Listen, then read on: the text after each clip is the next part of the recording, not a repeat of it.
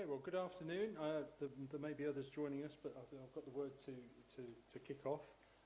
First of all, thanks, Alan Rodger. I think you can see that on the slide there.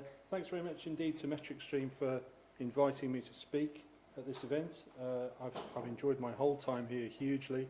From my point of view, it's a hugely valuable event, and it takes a lot of time and commitment and no shortage of expertise from MetricStream to put some of the speakers on that they do, and I find that extremely valuable, and I hope you do too.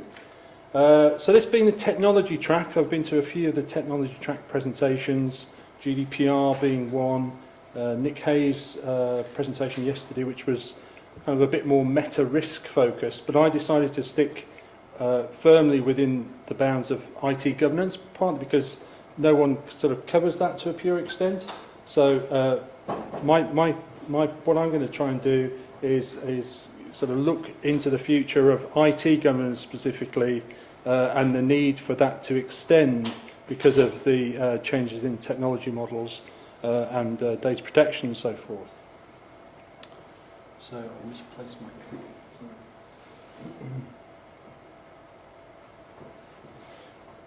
So what I want to do is to quickly review sort of how IT governance evolved to where it is, and then quickly also sort of look at what the challenges are from the future perspective, from the newer and kind of dominant technology models, because of course we want to, as we adopt these, to continue to govern IT with stability, and also want to show that these, rather than just being buzzwords that we have heard downstairs in the main sessions but without much detail, I want to show some detail of what's really going on out there from our quantitative research that backs up this technology adoption, and show that it really should be of concern to everyone.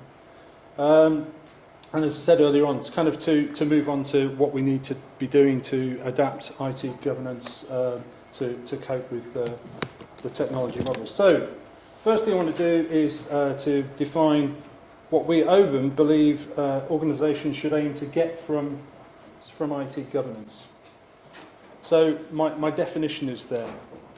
IT governance is the establishment and operation of a management framework by which an organisation maximises the value it derives from IT in support of its strategic objectives. So what's at the back of all this, and why should we bother to so much about IT governance? Well, more than ever, IT is a kind of critical and very heavy investment from organisations, and it does already have its own risks, and those are moving. Security, something that's been mentioned here a number of times, and it is a sort of constant thread. But one of the difficulties is with security that it doesn't really match the boundaries of the enterprise anymore. And as especially businesses being online, has enabled organisations to let partners, customers, and so on interact better with the resources and the data within the organisation, and to get value from that, security at the premises no longer being the appropriate thing to do. And the newer technologies that I'm going to go on to talk about extend those boundaries yet further and much more into the consumer space, which is unprotected, as I'll show you, and does involve new risk types. And really a lot of organisations just haven't got the skills or the resources or the culture even to approach the issues that arise from that. And the other thing about the boundaries extending is that kind of business itself, as the classic business model has changed to this very focused kind of organisation, and that involves dealing with a lot more third parties rather than doing it yourself, getting in service providers of various kinds, business partnerships, be they via some sort of technology provision or other service provision, and of course outsourcing relationships, all of which require interaction across the borders of the organisation, and IT governance needs to cope with that. And as we've heard many times in this summit, cyber security threats really are a growing threat to business, and have got to be combated. And again, a common theme here. It's nice to sort of tie this into the event, really, happily.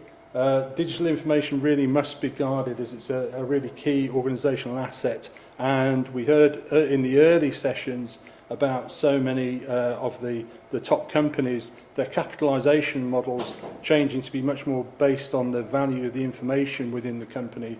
And of course, it's the job of IT governance to play a big role in protecting that. So just breaking that statement down a bit further, I just want to make it clear before we start that sort of highlighting the bit about attending to the strategic objectives of the organisation, a major part of IT governance is to make sure that IT aligns with the business. And I'll go on to describe in much more detail sort of what helps to support that. That organisations maximise the value derived from IT. And that's where risk comes in, because of course if you're looking to gain value, often the risk is attached, and you must prevent the risk that's attached deteriorating the value.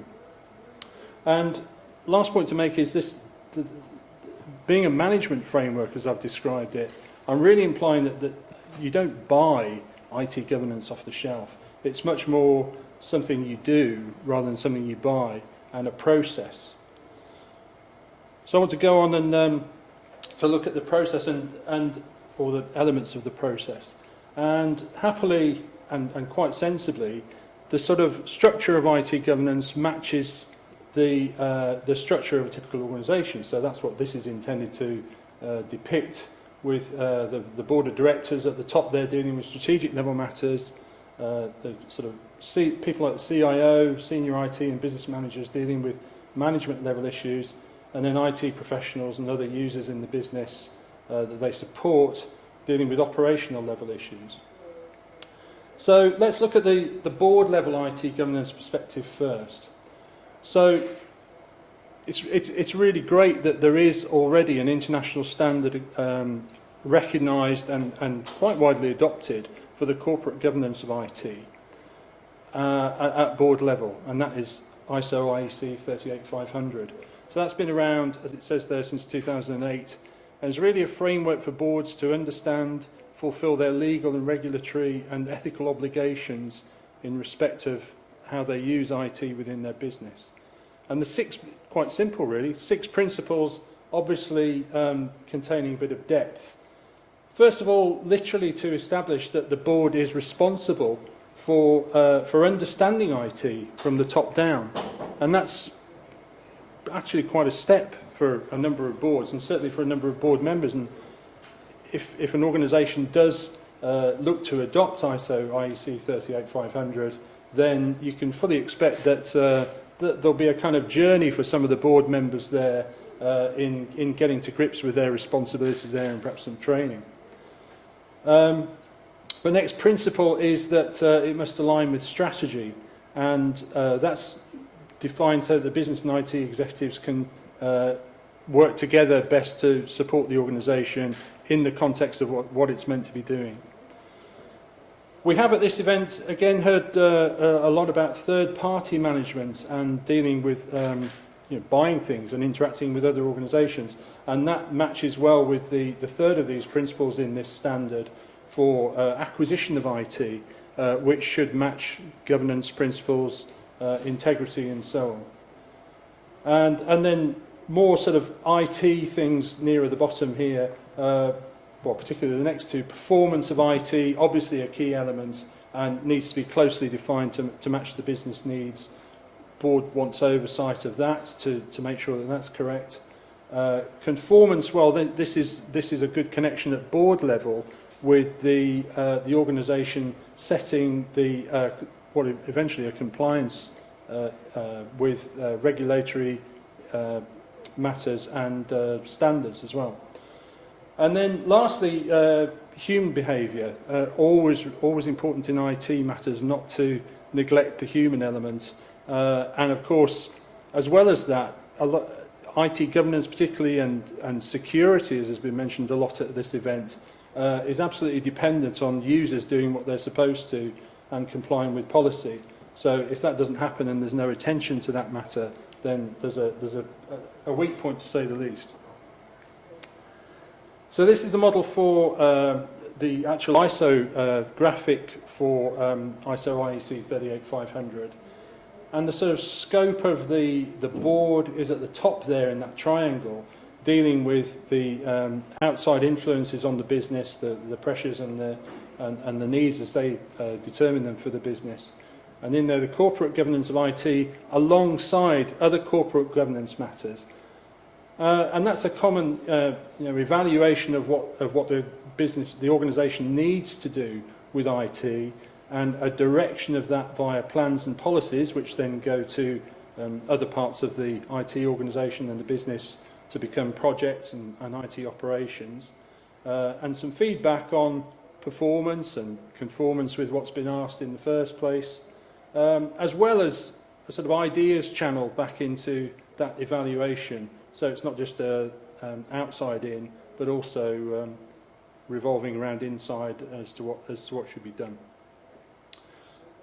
So moving on to the next level is the management IT governance perspective, and here a number of you might recognise COBIT as the accepted standard, the control objectives for IT, well established and also widely adopted internationally.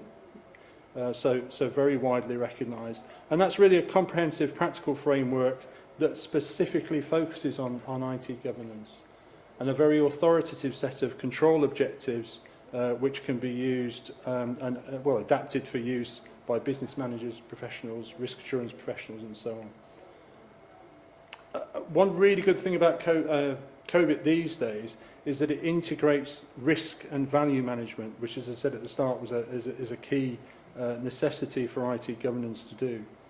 And those used to be in two separate standards called Val IT and Risk IT before ISARCA, who's the owner of the standard, integrated those in COBIT 5. And also rather helpfully, COBIT enables you to integrate really well with project management standards, the BMIS, the Information Security Standard, and the architecture standard as well. And these are all key complements to IT governance and other things that should be doing. So this is the sort of higher level model of COBIT 5. Here you see the differentiation between the governance and management elements of COBIT, both of which are included. So governance is kind of the oversight of the processes themselves, and the management processes are defined in the lower part of that. And you'll see them labelled with some abbreviations that are going to come up on the slightly more detailed diagram, which I'll show in a minute. And this next one really does show the extent of COBIT. So there's well over 30 boxes there, which unfortunately this scale is quite difficult to read, but that sort of evaluate, direct and monitor layer at the top is the sort of meta-process level, looking after the process of governance, if you like. So establishing responsibilities in the organisation to deal with delivering benefits, risk optimisation, sorry I'm having to read these off here, governance framework setting and so on. So looking after the process of processes, as it were. And then the other processes organised in sort of planning and organisation, building, acquiring and implementing technology, and then delivery, service and support.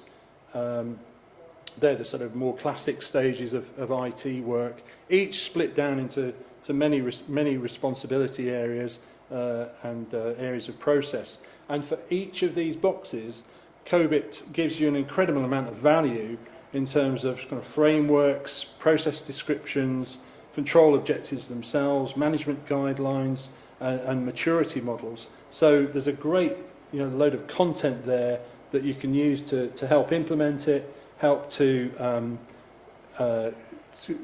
that to be a journey, and apart from anything else, I think the prospect of any organisation adopting 35 of these process areas at once is probably unlikely. So there's got to be an element of prioritisation, attack the areas you need to most, and look for a sort of programme of adoption. But this is definitely widely accepted and a really good way to go. And then last of the three levels, the model you'll note I've put in the bottom left-hand corner. This is the operational level, and this is probably the most widely known of the IT governance-related standards. This is ITIL, which has been around for a long time now. Very much focused on sort of development, development, delivery, and improvements around that. Most recently added a sort of service strategy layer, and there are certainly areas where COBIT and ITIL overlap, but that doesn't mean to say that either one has to be thrown away. If you do something for COBIT already and you adopt ITIL, you can very often, they meet well and they can be integrated well. The scope of ITIL is mentioned there at the bottom, sort of classic ITC service management, service portfolio management, a bit of demand management, which might also be in COBIT, and importantly things like financial management for IT services and the relationship with the business. All good stuff, reminders of things to do.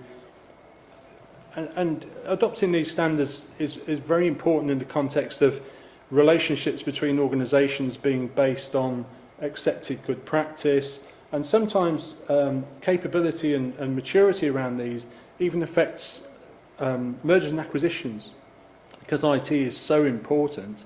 Looking at due diligence for a potential acquired company, you look and they've got all the boxes ticked here, and they've got all the standards, and they're running good processes. It's all good. Otherwise, questions begin to be asked, things slow up, and you could find even if there aren't sort of holes appearing in the actual processes themselves, it's a sign that things not being done the right way. So there's that original model now labelled with the standards that I've described. So I want to go on. How are we doing for time? Okay. I need to shift quickly then into these areas of new technology, which I'm saying are sort of shifting the boundaries of IT governance. This is one that we have heard quite a considerable amount about in this summit. This is information-related governance. So I was at the summit here in London last year, and Metric Stream were talking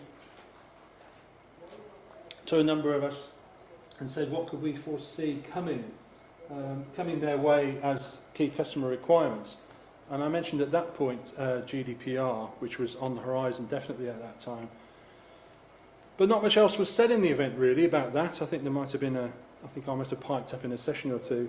But now we've got main tent presentations and panels on GDPR. It's a huge thing.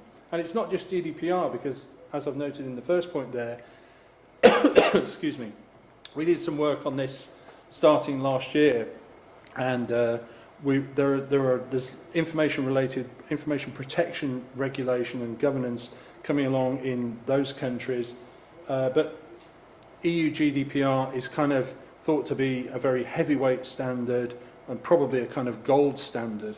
They've gone for a big one-time step up in the ask that goes to organisations about what they should do. And I'm not going to go through all the elements of compliance today, because there's been entire sessions about GDPR which I found incredibly useful, and I hope some of you have attended, and if not, then get the documentation from the OneTrust stand, because it's fascinating reading, or the slides. But I'm kind of interested as well in what's actually going on in the real world, and this survey that we did last year across those geographies that I've noted there, we found that 52% of people that responded to our survey expect that this will result in business fines, and that's now it's gone into law. That's clarified as up to 4% of global turnover, so it's very significant. And they also expect their actually operational costs to have to go up in preparation for it and to cope with it.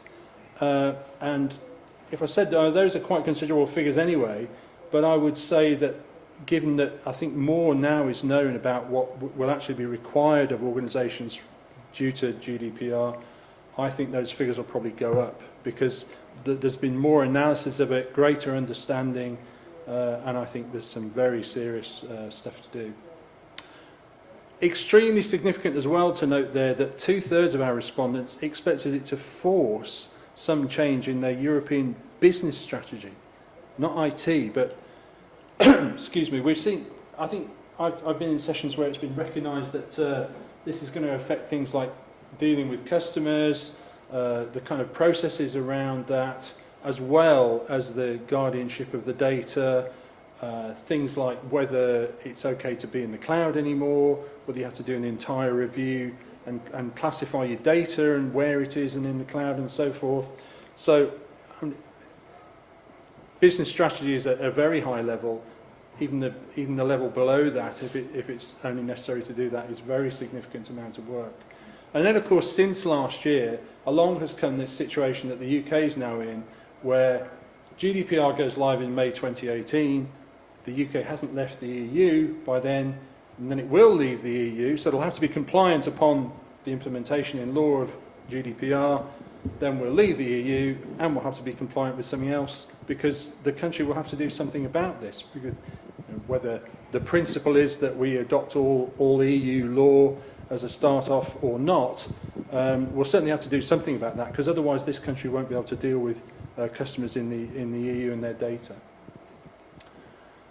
I noted in advance of this event some of the sort of features and regulated areas which have been gone into in some detail. I'll just quickly run through a few of them then. So principles of it include any processor relationship of the data, and that actually includes just storing the data of regulated personal data, means you have a requirement for compliance, and that you must be able to demonstrate that compliance. I think that's an extra level, and there's been quite a bit of discussion in the event about the fact that that obligation goes down supply chains. Data location is regulated, and that really does impact the cloud model, in which for a lot of organisations anyway, deal with a cloud provider, and it doesn't really matter to them to some extent where the data actually lives in the cloud, but that will surely change, and that'll be queryable by the customer as well. Any operations on data must have the permission of the data subject, and the permission must be recorded in such a way that you know what that permission was, and that be auditable against what you've actually done. So you've got to record what processing you're actually doing on the data. And then there's the important area of sort of background processing of data that isn't apparent to the customer, like profiling based on data. And now that will have to be explicitly sanctioned by the data subject. And you think of the number of online services and businesses built around profiling customers, such as those noted there, and there you begin to see why strategy level impact is quite believable indeed. And then there's some data, of course, which won't be suitable, is deemed not suitable for profiling. And really the entire focus of risk management changes from changes to a data subject related risk and the customer or person related risk rather than just business risk. And just on the subject of what kind of data is in the cloud, I said I wanted to bring some reality to these issues and make clear they're not. I think it's clear that GDPR does apply, but in this survey we asked people in which of these tech environments your regulated and sensitive area is going to be by, at that time, mid-2018. So cloud and SaaS applications are only now slightly behind on-premise data centers. And then you've got infrastructure as a service, mobile applications with significant amounts of personal and regulated data in there, platform as a service environments, and even people, respondents believed Internet of Things implementations. So there's a lot to look at in terms of that regulation, which connects nicely with the next of my shifting boundaries, which is something we probably know a fair bit about due to the amount of adoption, as I've just shown. But cloud really has brought its own issues and continues to the IT governance arena. It's not one of the most complex because IT's kind of been outsourced for a long time, and it's a variant in some ways. There's arguments about the adoption of assets and so forth, which was classic outsourcing, but relying on a third-party supplier for the IT resources that it provides to you is not kind of out of this world. But the governance model with cloud certainly has changed, because there's no connection from the customer organisation as a cloud user to the actual what's going on very much. So it's important to sort of have a handle on the governance, and that's something that really can't be outsourced. So you can certainly devolve the management of the cloud, of what you want from the cloud, as SLA items, and describe those in detail. And you've got to make sure that those are appropriate to the data that you're putting out there, and the business processes, and what the risks are around that are using cloud-based resources. So SLA items like security and business continuity parameters and performance and compliance and so on. And this is just a kind of sort of COBIT-like diagram, hopefully, that makes clear the same sort of arrangement can go on with your deciding your cloud business objectives in a sort of governance environment, a governance layer, before you or in your own context rather than with the cloud providers, direct them as to what you want doing, and they look after the elements of the individual SLA, and of course you're probably using multiple cloud services as shown there, and some sort of monitoring back of results.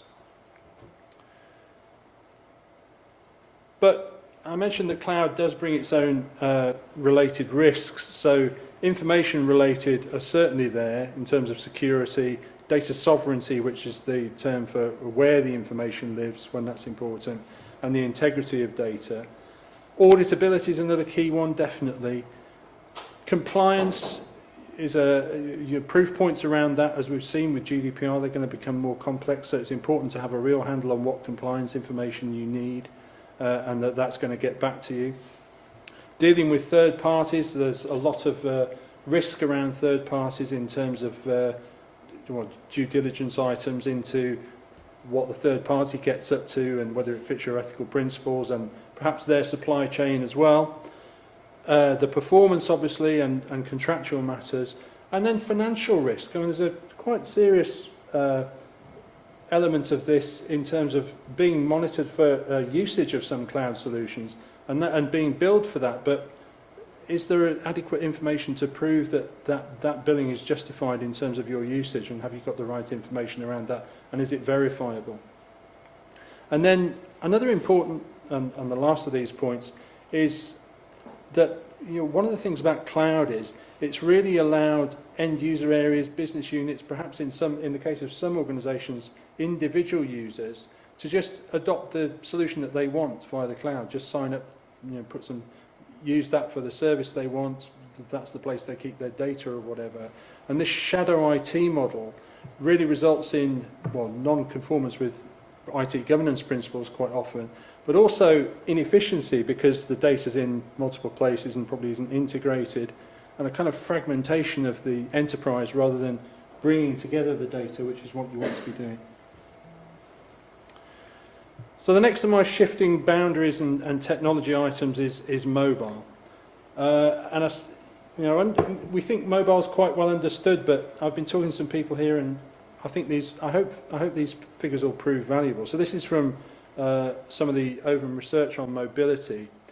First of all, looking at the fact that employers actually are encouraging employee mobility, and there are good reasons for that. So around about half there of employees are given at least one mobile device these days to use for work. And as we'll see, this is a large survey, and I'll show you some results later on which prove that this is across a wide variety of sort of different demographics and geographies and all sorts of things. So for 33% of people, that's or third odd, that's a smartphone. About a fifth of those, it's a tablet. Over a third, it's a laptop.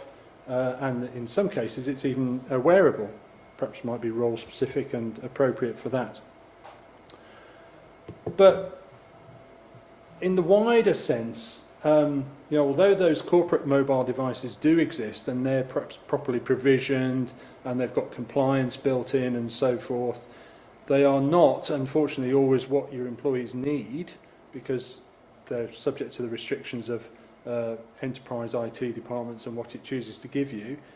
And now, of course, what employees want to work with, because as consumers, we all have our personal preferences for tools, and some people are used to having that on their mobile, and that's what they want on their mobile. And in many cases, there's means of them getting it. It depends on the control that's built in. So this bring your own device practice is very widespread around users wanting to access their work resources via whatever the convenient device is for them. It's very common for people to use multiple devices during the working day, and employers aren't ignorant of this. So that bring your own device choice by the employee, they try to get around that by allowing the employee to choose from a range of devices provided by the employer, and so better match what the employee would like. With some success, the alternative to that is really policy clampdowns that dictate what you are and aren't able to do. And both of those we're seeing across a number of years of this research are actually reducing the bring your own device activity somewhat, but not hugely significantly at the moment.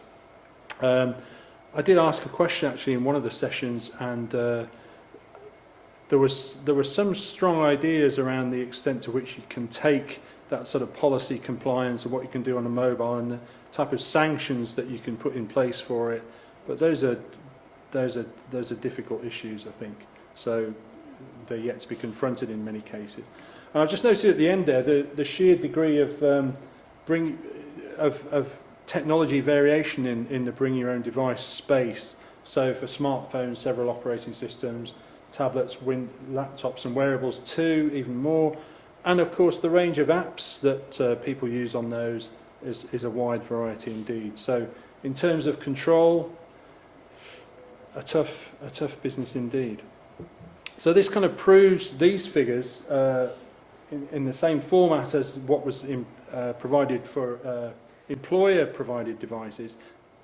Complexity and diversity indeed around this bring your own device space. So 60% plus of employees responding to our survey use at least one of their own mobile devices to access corporate data. And in nearly 50% of the cases that's smartphones, tablets as well in a significant number, lots of own laptops and even some own wearables. So proof of the pudding really that this is a real issue, and there are real big numbers of people out there, and I want to show more detail about that and bring the point to you that I've looked through this data and I can't see an area where someone sitting in this audience can say, well, it's not my kind of organisation this is happening to. Because here across job roles, for example, the people in various roles using the figures are using their own mobile devices for work.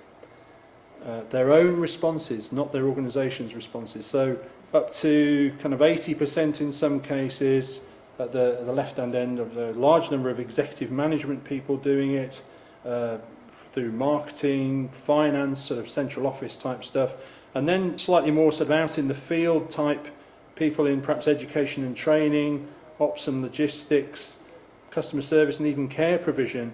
Right across the spectrum we've got 50%, in the region of 50% and way beyond of individual users using devices that they own in their job roles regularly. You can, if you look at the year figures, the span of the columns in each case, the figures are going down slightly, but I don't think the trend is going to result in this being eliminated at all. And then shown another way across industries, well, there's not much variation there, and across all those 15 or so industries, we've got sort of 50% plus as well usage of bring your own devices by the respondents. Across countries, although it looks like there's a bit of gap in the middle, that's because extra countries have been brought into the survey and there isn't historical information.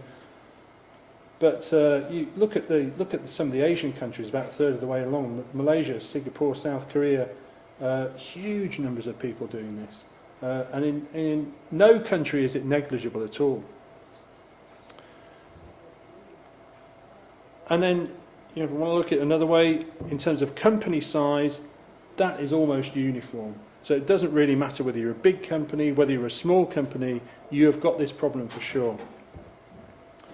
So what's driving this? And by the way, I didn't want to show you another chart, but we even have age demographics built into this. And there's some variation, kind of peaks in about 20s, 30s, but even people 60 plus are doing this. So, you know, as we would expect people in work, that's kind of habits we acquire.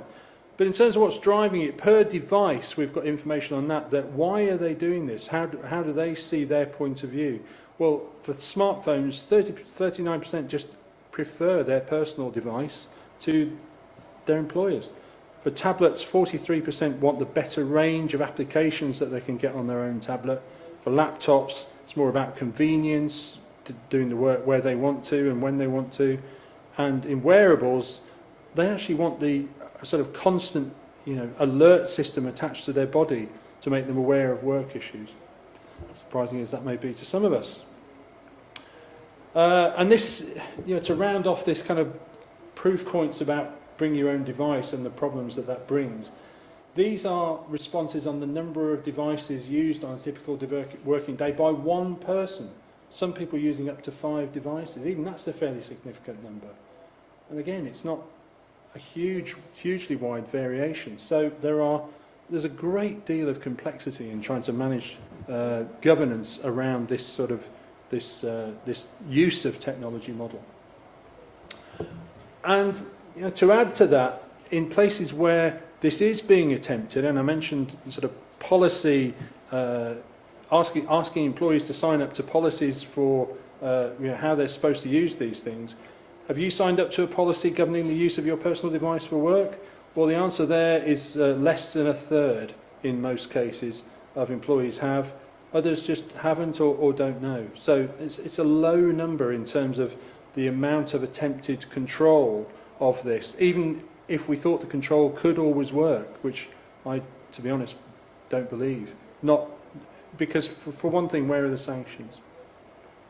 So majority of people use their own devices, have not signed that sort of policy. And the other thing is that there's less than 30% of them have got any kind of automated enforcement to try and make it happen on there, regardless of their own desires. And of course, you know, today is the proof point as to whether people's use of mobile devices, what kind of career damage can that do? So the last of the shifting technology boundaries areas I want to cover is IoT, and that again has been mentioned now and again, but I think we could do with a little more sort of proof point information here. First of all, just to summarise what it is, systems of interconnected sensors and controls to gather and analyse information from the environment in which a device or a business process is going on, other things that exist in the environment, and about people that act in the environment as well, sometimes in case of detection.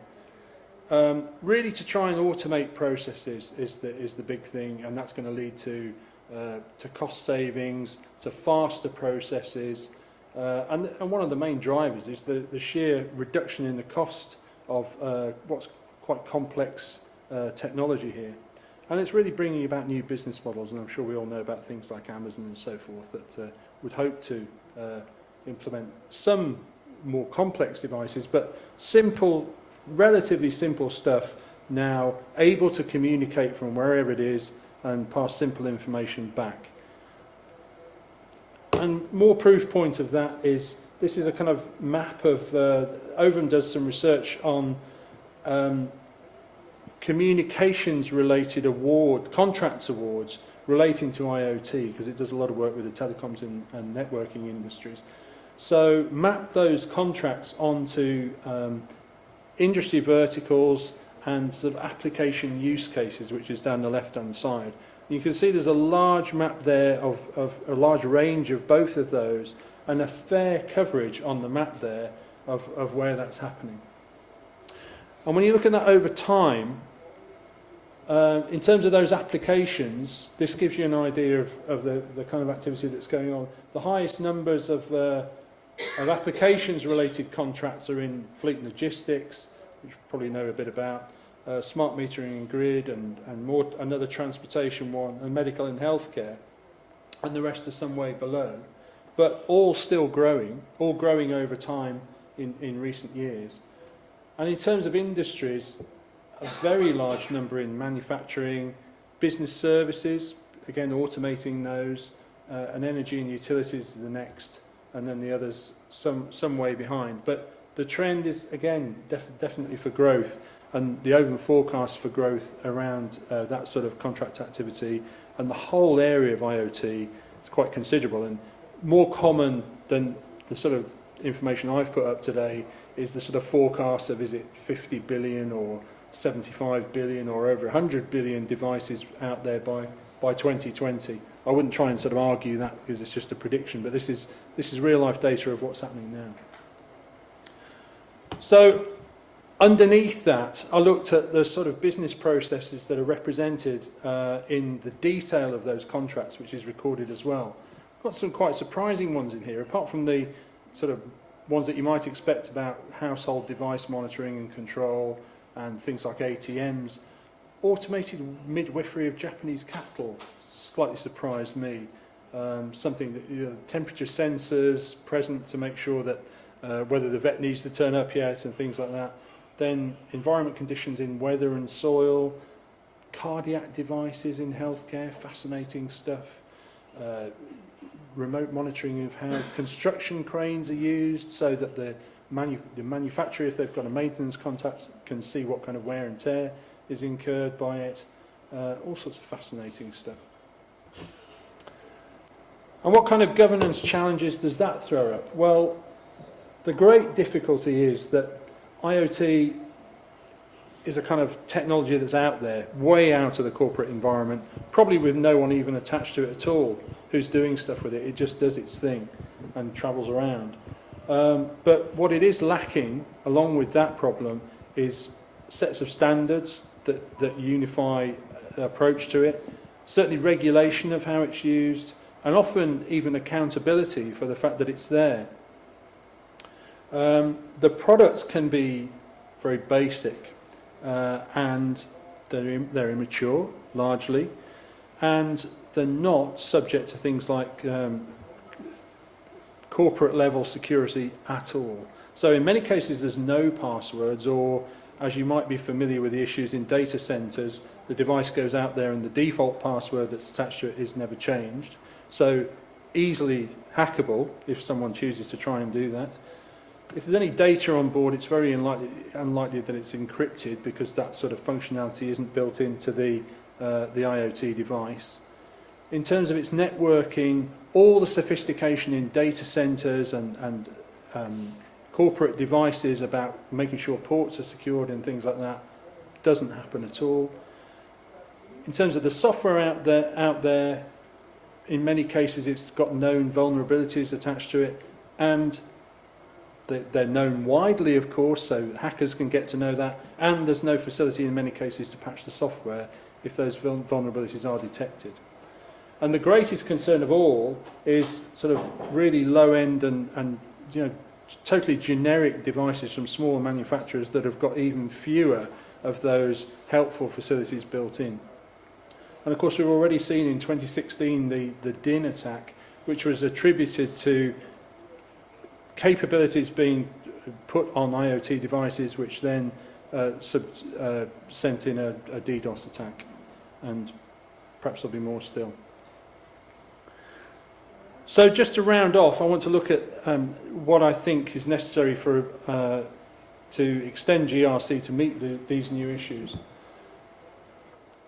Review the IT governance standards implementations in the enterprise, because they really do need to be extended and a capability assured to encompass whichever of these new technologies you think impacts your business. And ensure, don't forget that although standards are well established, your own variant of them in whatever organisation is your own variant. So is that fit for purpose in terms of what you need to do to extend GRC to these devices and the issues around them? Information governance, we can't make the point strongly enough, I think, as a takeaway from this event. very, very important with kind of 18 months to go or so until GDPR comes into effect. I think the takeaway I have from the sort of expert opinion is that plans need to be put together and some progress made, especially against the highest risk areas.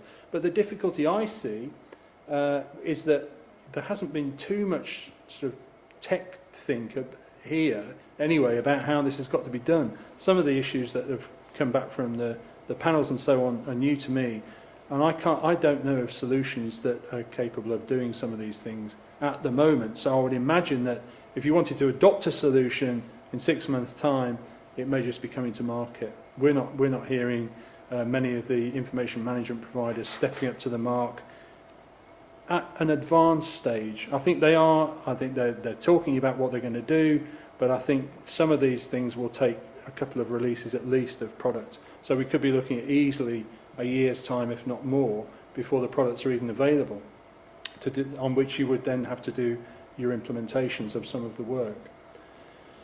And of course, business processes need to be reviewed in case they're subject to change as well.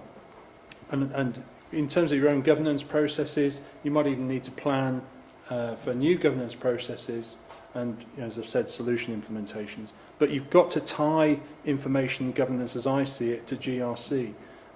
Some of the metric stream guys are in the room. I know they're not necessarily the product guys, but I think this is known by GRC providers like metric stream, because with GDPR especially, the depth of requirement you're required to do, I don't see the sort of proof, the metadata living within the information management solution. I think it's got to be tied in some form to the GRC capability.